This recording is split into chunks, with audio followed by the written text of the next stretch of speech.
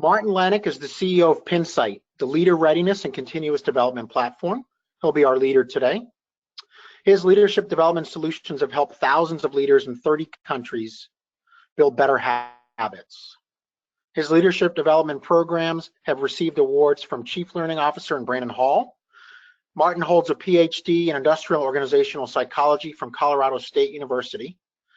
The Leader Habit book is being released on April 5th, 2018. Pre-orders are available now for purchase. And I'm Brandon DeCaro. I lead our enterprise sales efforts here at Pinsight.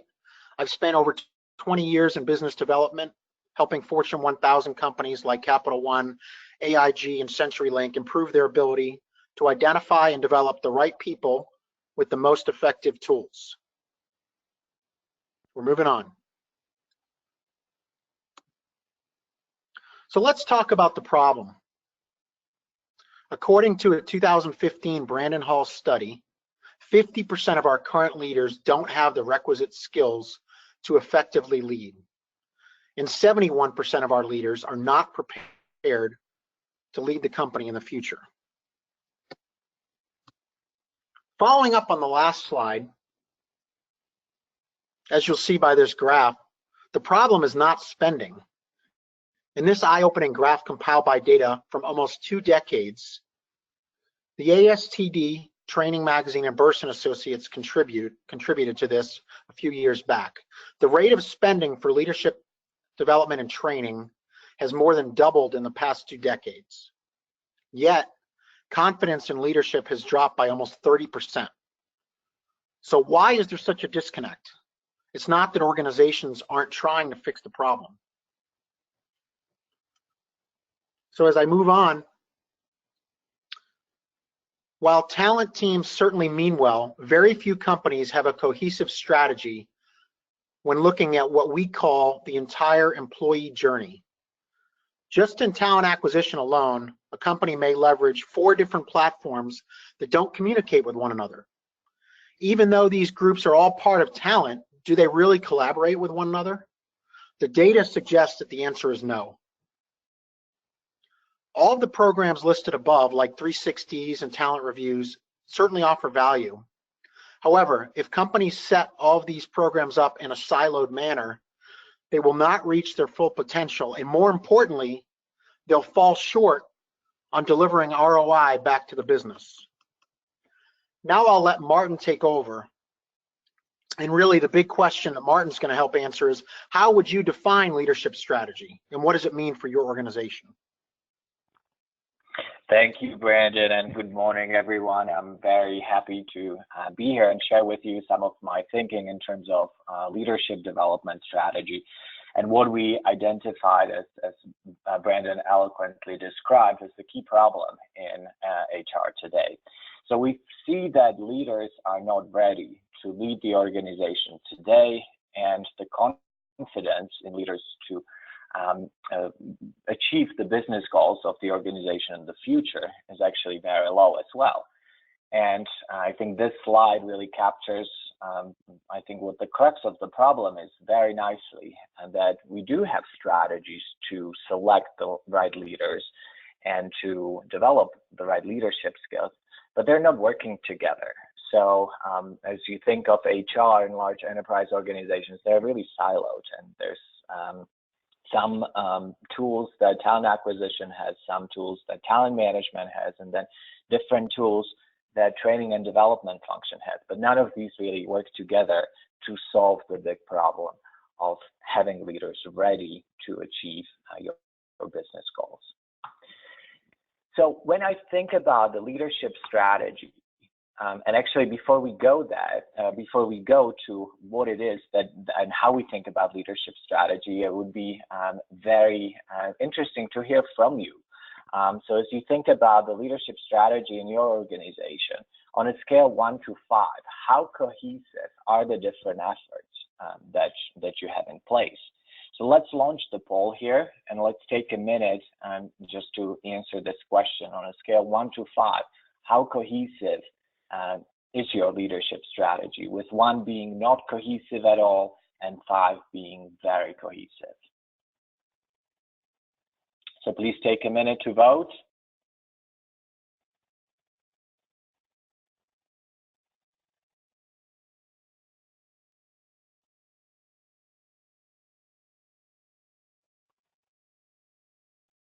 Okay, we see the numbers coming in.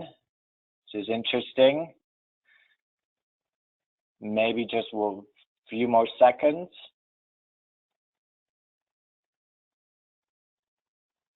All right, so again, 1 meaning not cohesive at all, 5 meaning very cohesive. Okay, great. So let's close the poll right now. And here are the results. So 38% of you on this webinar today chose a point of 3. So you're saying that your leadership strategy is somewhere in the middle. 38% said actually it's below that. So it's not in the middle, it's closer to the lower end. So your strategies are not very cohesive. And here's the kicker. So only 3% of the people on this webinar are saying that their leadership strategy is very cohesive. Good for you. I think you got your arms wrapped around the problem, and sounds like you're doing the right things. So for the rest of us, let's actually take a look at what we mean when we talk about leadership strategy. So in my mind, an enterprise leadership strategy really consists of three questions for you to ask. So the first question is, what does leadership mean to you? How do you understand leadership? Who defines it? What does leadership look like? So that's the first question. What is your definition of leadership? What does it mean for you? The second question is then, once you have a definition, how do you measure it? What are the strategies that you're using to measure leadership? We know that we cannot manage what we cannot measure. So measuring leadership is, of course, very important from a strategy perspective. And then the third one is more of a philosophical question. So what is your philosophy around how leadership or leaders develop? Do you believe that they are trained in the classroom? Do you believe that leaders are born? Do you believe that leaders can get better through deliberate practice?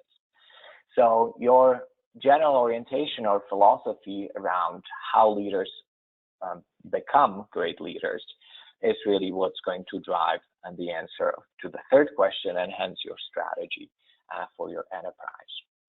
So the three questions, and that's going to be how the rest of my talk is organized. So first we'll examine what do we mean by leadership in the organization, and we talk about how do we measure it, what are some of the options that we have, and then we talk about, well, how do we actually develop leaders?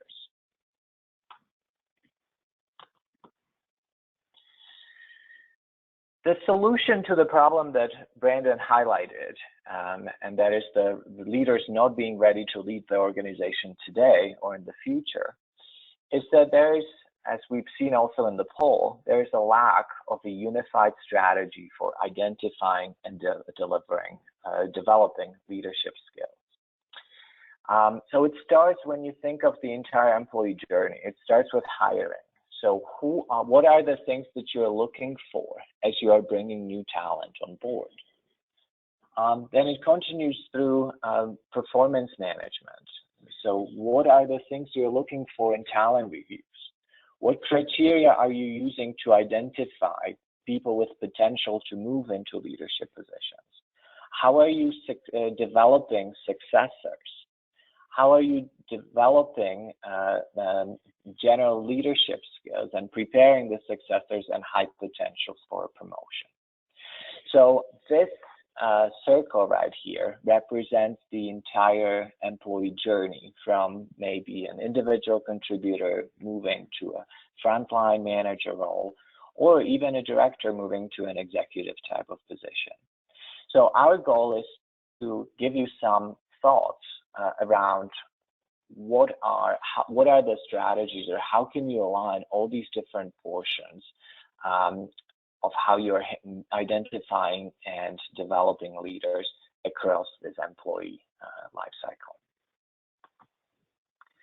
And the same strategy then goes across the entire leadership pipeline. So it starts at the C-suite and it ends with individual contributors who are moving to the first level leadership position. So the way you're hiring your executives, the way you are developing them, it should be exactly the same. The strategy, maybe the tools will be different, but the strategy and the underlying philosophy should be exactly the same for senior executives and mid-level leaders and then frontline managers.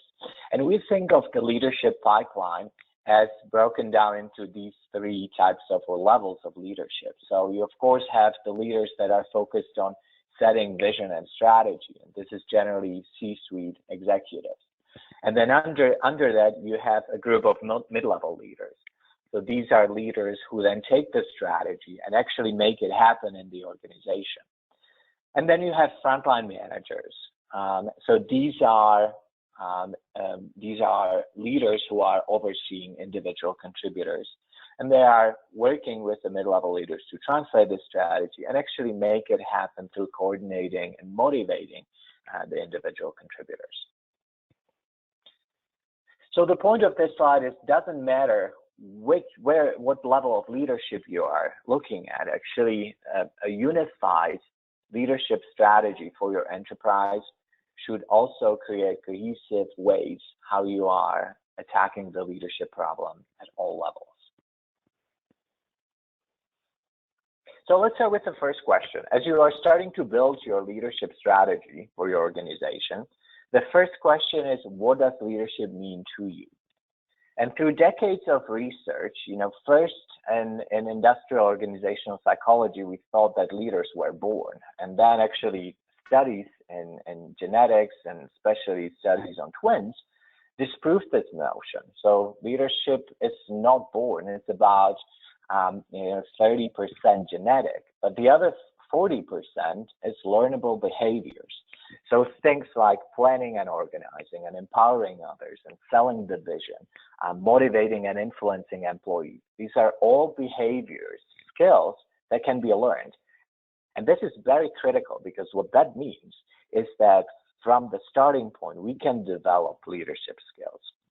So if we invest in helping people how to learn and adopt these behaviors, then we can actually improve their performance and we can achieve the closing of the leadership gap in the organization. So you might be, of course, asking, there is decades and decades of research identifying the different leadership behaviors that effective leaders possess. So you might be, of course, asking, well, what are the most important leadership behaviors for my business? How can I pick from hundreds and hundreds of behaviors the ones that are actually important for us? And the answer is, you look at your business strategy. So you identify the business goals of your organization. What is it that you're trying to achieve? And then you deduce from there, well, what type of leader, what are the behaviors that are necessary for our leaders to have in order to achieve that strategy?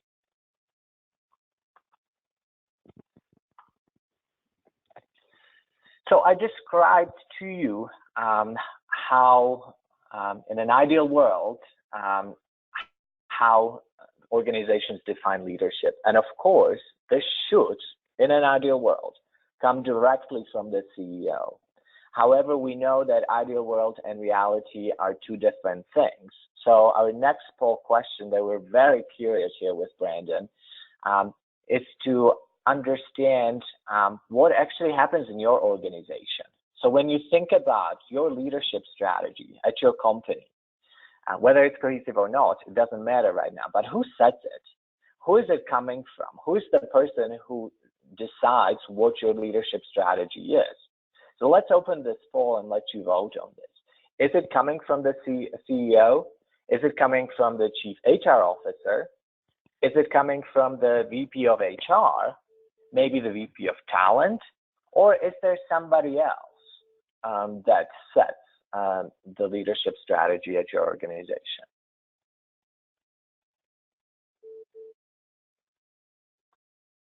So make sure that you're voting here. Very, very curious how this actually plays out and how it works. You know, I'm seeing that the other option is becoming more popular. So maybe there is another person, or maybe it's a group of people that is actually setting the strategy. Okay, maybe one more minute. Make sure that you vote. Who sets the strategy? The leadership strategy at your company. Is it the CEO, CHRO, VP of HR, VP of talent, or somebody else? All right, so let's close this poll. This is very, very interesting. So a third of you, 33%, are saying that it's other, it's somebody else. And if you can actually take a minute to type in the chat box who that other person or group is, that would be super helpful, because we'll come back to this, and I'm sure the attendees on this call are also very interested in this. So if you voted other, please put the answer in the chat box, and we'll come back to this. Wow, this is impressive. So 39% of people are saying on this call that the CEO of their organization is setting the leadership strategy. That's well done. That is exactly how it should be. So the leadership strategy should be coming directly from the top. And for us, HR professionals, you know, what we do is essentially we support the CEO to make sure that the business goals can get achieved through the leadership talent in our organization. So well done. The next one, so we talked about the other, and then 18% of you are saying that it's the VP of HR that is setting the strategy. So Martin, this is Brandon. As I'm looking through some of the responses, I've seen it looks like there's a delineation between the size of the organization. So a smaller, you know, organization, for example, may have said in a few instances they really don't feel there's a consistent strategy.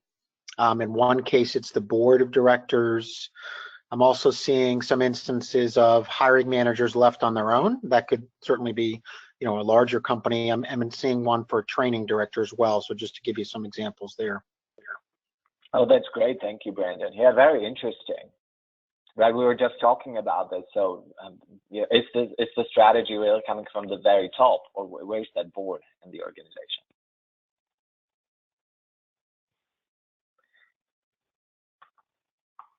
Great. So as you are thinking about supporting your CEO and assuming that your CEO is the one who is creating this strategy, and that is the person who should be, frankly, creating the strategy in the organization or setting the strategy, here are some of the questions that you can ask as you then start translating this strategy into some tactics. So here are the questions to ask your CEO. What are the business objectives that your leaders need to support in the next 12 months? What are some external conditions, like changes in the industry, supply chain, you know, maybe changes in customer behavior that are driving these objectives? What are some of the internal challenges that your leaders will face? What are some, you know, inefficiencies, or what are some changes that are on the horizon? Maybe you're integrating different business units, or you're restructuring the organization. And then the last question is, what are the situations that leaders will most likely encounter in the next 12 months? So these types of questions will help your CEO to determine, well, what is the focus and what is the business focus for us? And then from there, you can actually start translating it and apply your knowledge and human resources to determine what behaviors is it going to take to drive these strategies. And I put some examples of business goals or business plans here in place, things that I've heard and we've heard at Insight with our interactions with CEOs at various organizations. So oftentimes they're looking maybe to launch a new product or service offering. Maybe they're refocusing the organization on new markets or their core business. Maybe they're focused with customer satisfaction, and they're looking to increase customer satisfaction. Or maybe the concern is employees. They want to increase the engagement of employees in the organization. Perhaps the focus is on enhancing efficiency of operations or building a high-performance culture. So these would be some examples of the business goals that might come from the C-suite. And then your job, as you're thinking about aligning the leadership tactics across the organization, is to start translating them into behaviors. Because we know that behaviors are things that we can actually measure, and they're also things that we can develop, because we can teach people how to behave differently. So here are just a couple of examples that we found through our research. So for instance, if your focus is on increasing customer satisfaction, then the type of behaviors that will be important, and you might call these behaviors competencies in your organization, and that's fine, but the type of competencies or behaviors that are necessary for a leader to have are definitely focus on customers. So being able to make decisions with the customer in mind, and taking the desires of your customer to the forefront of business decision making. But then also being able to put together teams that are capable of supporting the customers in a way that increases customer satisfaction. So these are just examples of the two behaviors that would be most important if your focus is on increasing customer satisfaction. Now let's contrast that with a different business goal. So now let's say that you are focused on enhancing operational efficiency. So it's going to take very different skill sets. So now what's important is for the leader to be able to analyze the systems and processes that you have in place, identify the inefficiencies, and then better plan and organize work so that individual contributors and different people across the organization are better at coordinating their efforts. So you are increasing the efficiency that way. Martin, I just had a question come in. Yes. I thought might be useful. Says, we do a great job with our high pos and vice presidents when it comes to leadership development and strategy. Where we struggle is a scalable way to help everybody else. So those, we kind of call those the forgotten ones. Any suggestions? Yes, Brandon, that's a great question. And I will actually, so let's come back to this question when I talk about the different options to measure leaders. What is one of the most effective strategies that I've seen working at organizations is that you have kind of the high touch solutions for the executive development, high potential development, and then you have more technology-aided development solutions like phone apps, for instance, that help people with behavioral change. And those are the ones that would be much more scalable and much more cost-effective. So you can deliver it virtually to every individual in the organization. So I'll come back to that, and I'll actually show you what some of those solutions look like. Great question. Thank you for that. Okay, so when we think about now the measurement, right? So we've identified what does it mean, what does leadership mean in our organization. We have started with the business goal, then we deduced what are the most important leadership behaviors for our leaders to have. The next question is, well, how do we measure that? And there are different, of course, different tools that you're probably using, like 360-degree feedback. You might be asking your managers to do ratings of performance and potential. You know, you might have some forms for interviewers or hiring managers to fill out if they're going through interviews. These are the general buckets of what we tend to measure when it comes to humans. So very popular personality tests, very inexpensive, but what they measure is indeed personality. So if your focus is on leadership behaviors, there's a big disconnect because personality and behavior is two different things. In fact, what personality influences, or the behavior, when you think about the domain of human behavior, only 40% or 42% of that human behavior is actually driven by personality. So that is the consistent part. The other 60% is not. So personality may be a good starting point, but it only scratches the surface. And a bigger question here is it takes 10 years to change somebody's personality at minimum. So when you then think about development and developing people, why measure something that people cannot really change? How does it help your leadership strategy? So then we get into knowledge. So these would be like situational judgment tests, right? The ABCD test, you watch a video or you read a situation and then you respond like, what is the best leadership behavior here? Knowledge, great, if you can remember it and if you can use that knowledge in a particular situation as a leader. But at the end of the day, leadership is about doing. You have some goals to achieve for your CEO. So you need to do. So knowledge, again, only takes you so far. Then reputation. So this is all the peer ratings. So like 360s, talent reviews. I all put that in the bucket of reputation. How is this person generally perceived in the organization? And then impressions, similar concept as well. So the point is that if your strategy focuses on behaviors, then what you should measure is really behaviors, because that is the core of your strategy. So then going back to our integrated or unified way, how we're identifying leaders and how we are developing leaders, if we say that we are focusing on behaviors, and there are a lot of benefits of focusing on behaviors, because you can measure behaviors, you can observe them, and then you can develop them and you can change them. And so that is why we focus on behaviors, and we recommend that organizations do that. There's the clearest, most measurable way to actually define leadership. So then what becomes part of the strategy or the driving force behind your strategy is measuring the behaviors that support your business goals. Right? And then this is the philosophy that you take through your hiring, your selection of high potential, selection of successors, your talent reviews, and so forth. So you're focused on these behaviors that you've identified as the most important one to support your business goals. So I want to give you an example of how you can really measure behaviors and what are some of the best ways to measure behaviors.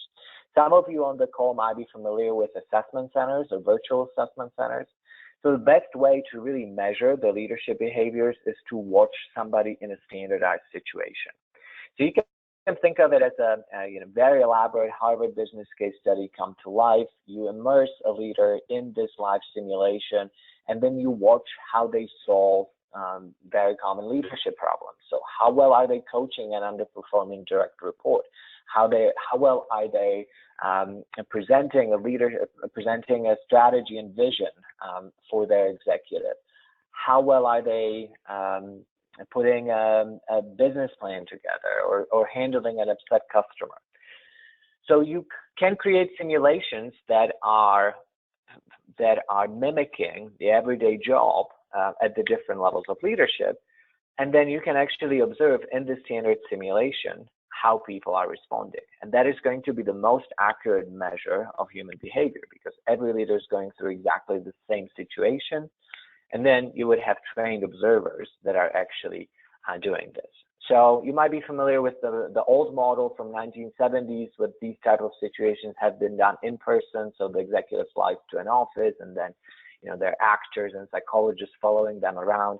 Well, today these types of simulations can be actually done virtually. So what you're looking at are some screenshots from an example simulation.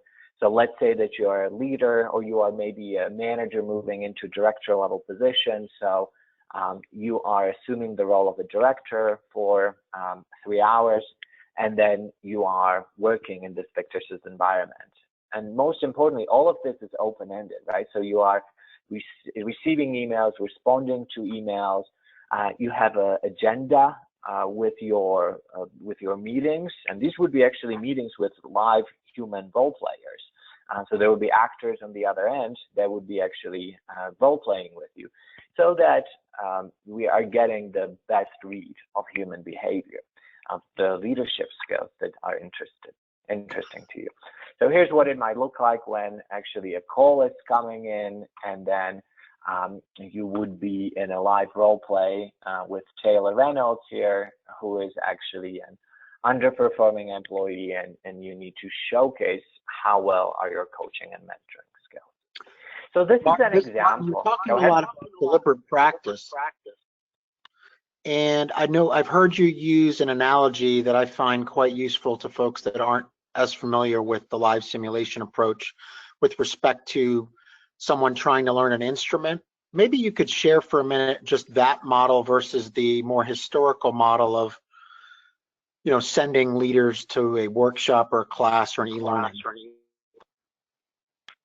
Yeah, that's a very good question, Brandon. So it boils down to, again, what is your strategy? So what is your philosophy around how leaders develop and what leadership is? Is leadership a set of models and knowledge that you gain in a workshop, or is leadership in your organization a set of behaviors? And I use the analogy oftentimes of studying a musical instrument. So when I started college, I actually majored in piano performance. So we had the music theory, music appreciation curriculum when you learned about models and music and you learned to read music. But then you actually had to sit down with your tutor and then you were practicing the piano. So you actually had to touch the keyboard and then practice. And that is the part that we're really missing in leadership development. So we have done such a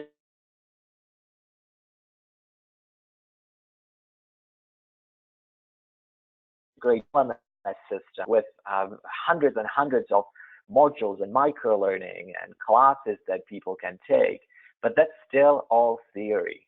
That's still all knowledge. What we need now is a way for leaders to practice the skills on a daily basis.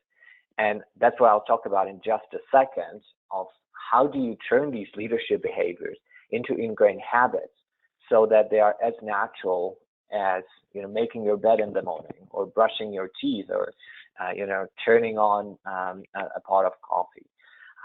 So that is the goal, and that's what I'm arguing, that the new goal of leadership development should be turning these behaviors that are most important for your organization to support your business goals into ingrained habits. And I'll share with you some methodologies for how that can be done.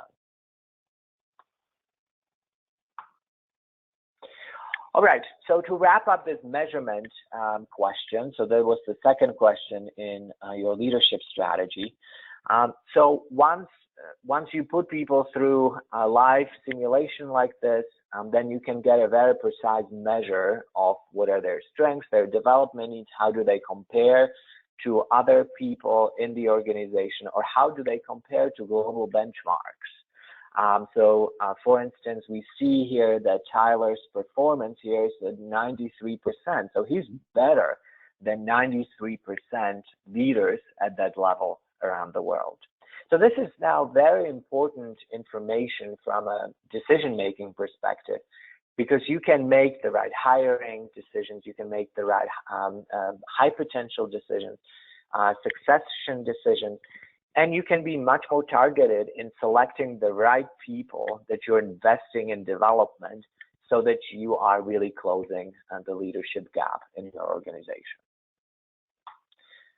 Okay, so now I'm moving, and Brandon alluded to this, so I'm moving to this topic of leadership development. So at the core of your leadership strategy, the last question is, what is your belief? What is your philosophy around how leaders really develop? Do you really think that they develop in the classroom or by watching e-learning videos? Do you believe that they need to establish new habits, better habits? And I put in two quotes from two reviewers of my new book that I'm very grateful for, and I found that they capture this idea of turning leadership into everyday habits really, really well. So Marshall Goldsmith, best-selling author of What Got You Here Won't Get You There, said that what actually makes successful leadership is a series of habits. And then Julia Smith, head of people at AIG, said that the secret to success is building powerful habits. So leadership becomes as natural as making your bed or brushing your teeth. And I love this analogy because I think it captures the concept really, really well, where the focus of leadership development needs to be in changing the most critical leadership behaviors that support your business strategy and turning them into everyday habits so the leaders don't even have to think about them. They just do them. And that is how you will close the leadership gap. That's my argument. So you might be then asking, great, I subscribe to this. There's been a lot of literature on how important habits are. You might have read the Power of Habit book or, others. So then you're thinking, well, how do people really form habits? So this graph then demonstrates how any behaviors, whether it's leadership behaviors or behaviors like putting on a seatbelt in your vehicle, how do they turn into habits? So when you first start, so we're plotting here, let me back up. So we're plotting here the amount of practice on the x-axis and then level of automaticity on the y-axis. And what automaticity means is the degree to which that behavior is completely automated, meaning that you don't even think about the behavior. A best way to test automaticity is that you can do two tasks in parallel. You can do two tasks at the same time. Example, let's say that one of the behaviors that become automatic for most people is driving a vehicle. So think about when you first started to drive, you actually had to focus on every single aspect of that task. So you watch the rearview mirror, your different pedals, maybe shifting gears, brake, turn signals, all of this. But now that driving has actually reached automaticity, when it turned into a habit, you don't think about driving anymore. And you can carry a conversation while you're driving. You can listen to the radio, or you can even talk on the phone, right? Because now the driving has reached level of automaticity. So it's a very important concept when you think about how to turn leadership behaviors into habits. And what we know from research is that any behavior can turn into a habit, but there's some behaviors that actually turn into habits quicker than others. But this is the general progression. So you first start, anything first starts as a weakness. We don't know how to do it. But then as we are practicing it on a daily basis, we become proficient at it. And then as we continue to practice it, we're mastering it, right? So now we can do it flawlessly, but we still have to think about it. It hasn't turned into a habit yet. Then if we continue practicing beyond mastery, so if we practice even after we think that we know this and we got it, so that is when the brain actually streamlines the behavior and then forms a habit. And we call this period overlearning. So you already mastered it, but you keep on practicing, and you actually turn the behavior into a habit if you succeed. It takes on average 66 days. That is what the research shows. So for any behavior, no matter how simple it is, it'll take about 66 days for it to turn into a habit. So going back to our leadership strategy, so if you're with me so far, the way you are developing leaders and the way you are preparing leaders for promotion, or the way you are preparing your successors, should really focus on turning your key behaviors that support the business goals in your organization into habits. So turn these critical behaviors into ingrained habits. So the leaders show these behaviors and it's completely effortless. They do it as naturally as making their bed in the morning and brushing their teeth. So of course we can then look at how do leadership behaviors turn into habits, and these are all the different things that we do in leadership development. So we can give people feedback, whether it's some kind of an assessment, or we can give them verbal feedback, and we can give them 360 feedback. But that is not going to turn that behavior into a habit. We can put them through classes or e-learning. We can even, hire somebody to do a keynote presentation or seminar for our leadership group. We can create a whole set of experiential activities, but nothing really turns the behavior into a habit. Only deliberate practice will. So deliberate practice means that the leader needs to deliberately practice that behavior on an everyday basis until that behavior really becomes automatic and it turns into a habit. So for 66 days, that is the average duration it takes for a behavior to turn into a habit. So somehow we need to figure out a way how to have leaders practice that behavior for 66 days for it to turn into a habit. So the concepts I'm describing to you are actually coming from my book that's published by the American Management Association. We're very excited that the book is being released on April 5th, 2018. And if you are interested, the pre-orders are already open, so you can go to Amazon or Barnes & Noble and then pre-purchase this book. So what I'm sharing with you in terms of this philosophy of understanding leadership development as the formation of habit is coming directly from my Leader Habit book. So now you might be thinking, well, how do we actually execute this? How do we make it happen in our organization? So I want to share with you an example here that how technology can help us actually turn behaviors into habits. So let's say that you put somebody through a virtual simulation, and then based on all the data, the software would create immediately a development plan for the person. And on a weekly basis, it would suggest 5 exercises that are pre-selected for the individual. And these are exercises that the person would select, and then on a daily basis, they would practice it. So let's say that this week, I'm going to work on empowering others. And my exercise is very simple. All I have to do on an everyday basis is practice this one behavior and try and turn this behavior into a habit. So after somebody comes to me with a problem or an issue, I'm going to ask a question instead of offering my solution and advice by saying, what makes this a problem and what have you already tried? So this simple behavior is going to help me improve my ability to empower others. So I do this behavior. The software tells me how many days I need to practice it for it to turn into a habit. So I see that I have here 12 days left to practice.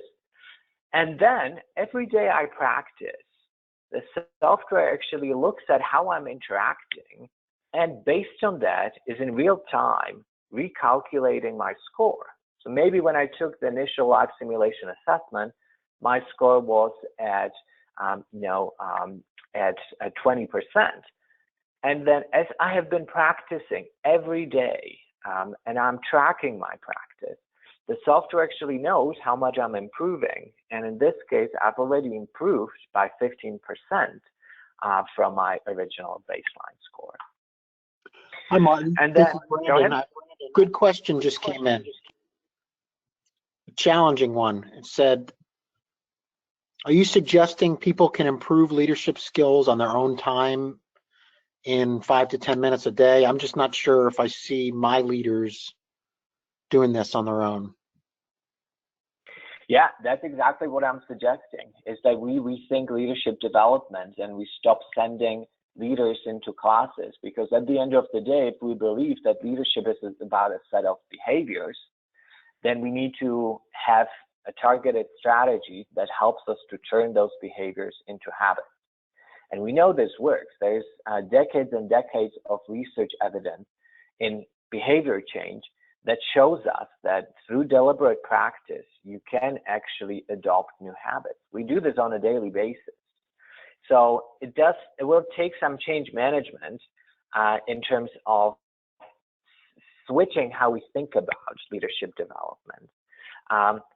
But yes, the research is there, the evidence is there. You can become an effective leader in just minutes a day. I think where the challenge comes from in our obsession with training and with classes and books and thinking that that is how we become better, is that is how, unfortunately, that's the easiest solution, right? You ask somebody, hey, how can I, learn how to, play chess? Well, they'll say, hey, take a class or read a book over here. Because that is what we've been conditioned. That is our habit. Our habit is thinking, anytime we have a problem, training or some kind of a classroom-based or e-learning-based with training is really the solution. But it does not change behaviors. So if you want to change behaviors, yes, it only takes a few minutes a day, but you have to commit to it, and you have to commit to your practice. And if you practice that behavior for an average of 66 days, it will turn into a habit. So Brandon, I think to your question, it's really just changing and philosophy and gaining clarity that once we understand leadership as a set of behaviors, then the way we develop them has to focus on behavior change. And we know how to change human behavior. It's through deliberate practice.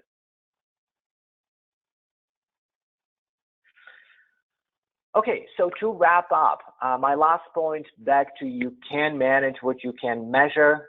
So as you're thinking about having leaders practice the behaviors that support your business goals on a daily basis, think about ways how you can measure them on a daily basis. So their managers, the HR, training and development team can actually monitor the progress on a daily basis. And here's a screenshot from the Pinsight software. Actually shows you as people are practicing these behaviors on a daily basis, you can see their performance increase in real time. So this particular person started at 40%. Let's say that it's maybe 3 weeks later, the person already improved by 4.63%. So now you can see who's practicing, who's not practicing, and you can make your intervention right away for people who are not practicing, rather than having to wait 6 months or 12 months to retest them, only to find that what you actually what you tried to do was not effective, and you ended up wasting money on training and on workshops and e-learning.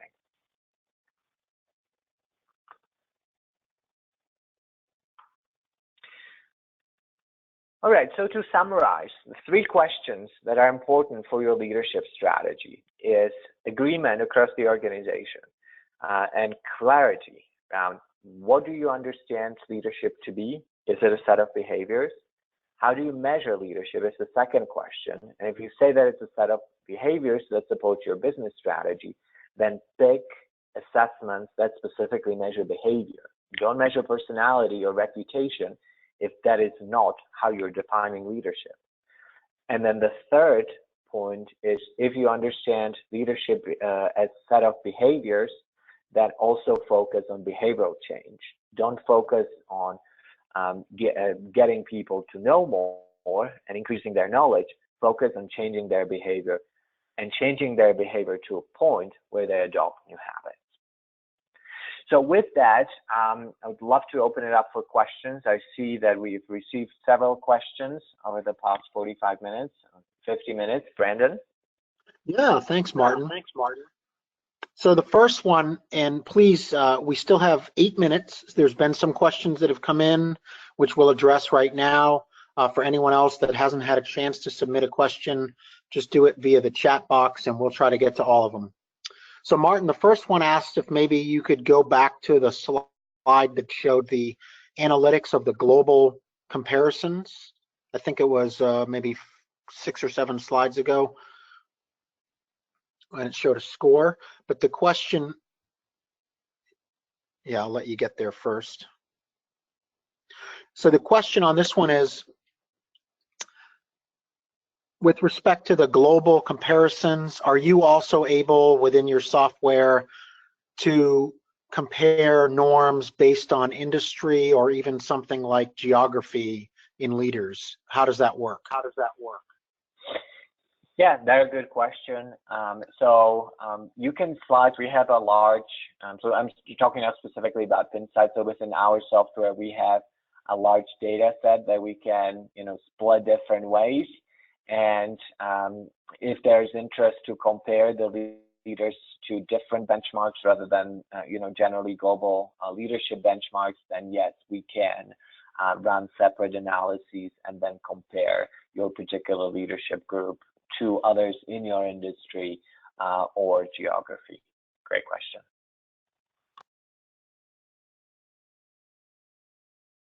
Okay, I think another one just came in. 1 second here.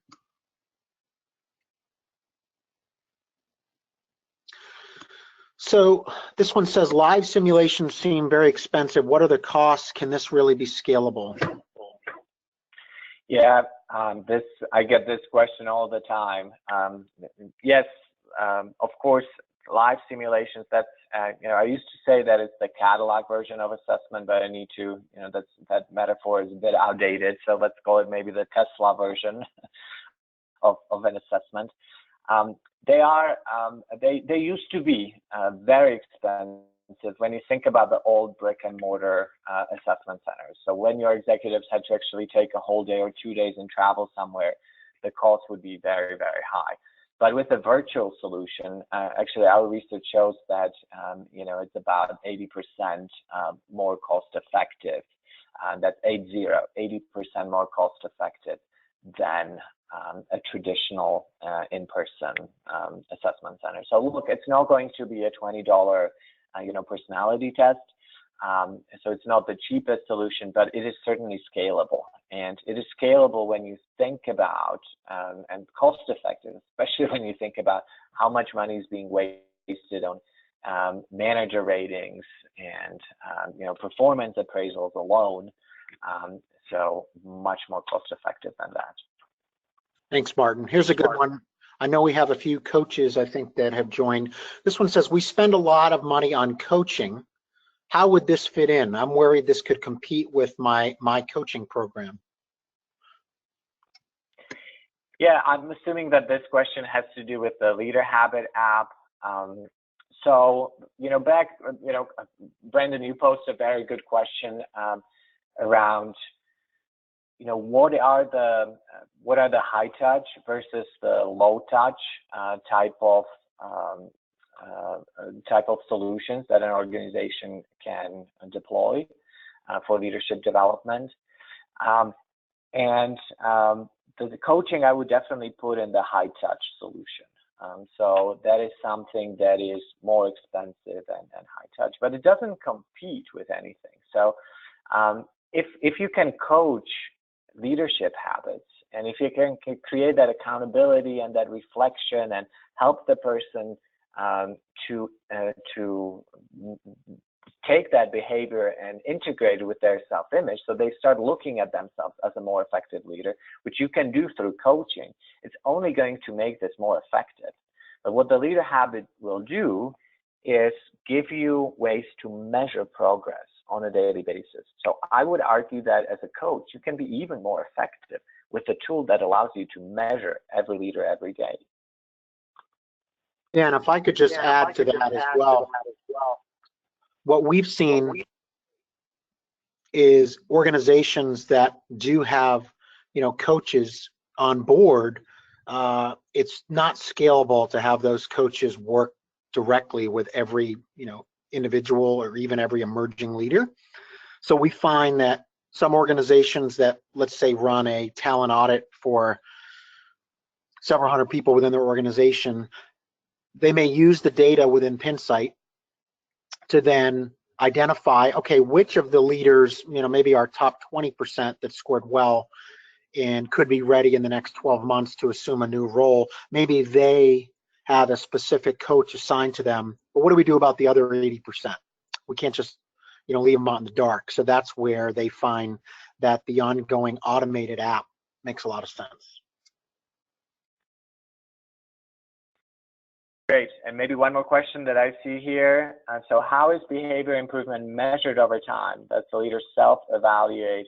Are managers also ratings considered? Yeah. So in our case, of course, there are different solutions on the market. In our case, with the Leader Habit app, it's the technology that is doing this. So it's our secret sauce. That's the magic of that app. So it's actually looking at how the leader is interacting with that app, and then based on that, it's calculating the improvement. So it's not self-rating because we know we cannot trust them. Right? Everybody thinks that they're above average. Everybody thinks that they're improving. So we don't trust self-ratings.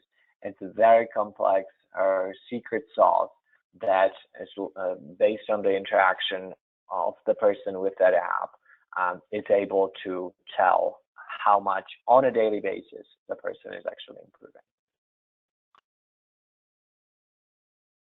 Great.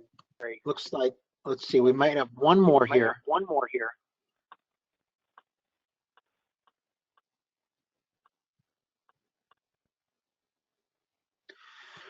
Okay. Yeah, this one just came in.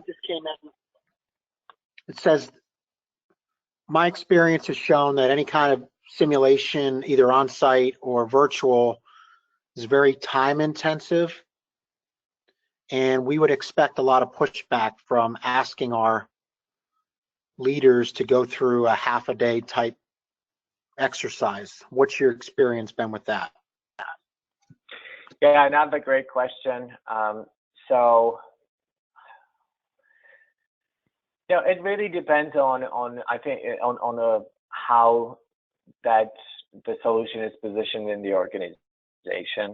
So if it's in organizations when the leadership strategy is directly driven from the CEO, and they believe in the measurement of leadership skills, so they believe in the accuracy of the data, so they can actually manage that. This is not an issue. I mean, if there's not executive support, that's when this does become an issue, and there's pushback. At the same time, let's be clear about the comparison standard, right? So we are comparing the 3-hour simulation to a full day, sometimes 2-day assessment. So through that comparison, it's much more time efficient. All right, we have one more and then we'll wrap up. How can a full day center be condensed to a few hours and still get reliable results? Yeah, another great question. It's all about leveraging the technology. So we know that in the past, we were using live human assessors, and those assessors could only observe so much, and at the same time, they were focusing or switching focus between role playing and taking notes and relying on their memory. So now with technology, we can actually record the role plays. We can record every single stroke that the person takes. So we have much more data, and hence the results can be much more reliable than a full day in-person assessment center. So it's all about efficiencies, right? Cutting out the processes that are not necessary, and really just focusing on the processes that are critical. Great. Thank you so much, Martin. Well, that wraps up the webinar. The session has been recorded. You will receive an email with that. And if not, if somehow you don't receive the email, or if you have additional questions, please reach out to us at www.pinsight.com and we'll answer any of your questions. Thanks again. Thank you, Brandon. Thank you, everyone. I hope you enjoyed the webinar. Goodbye.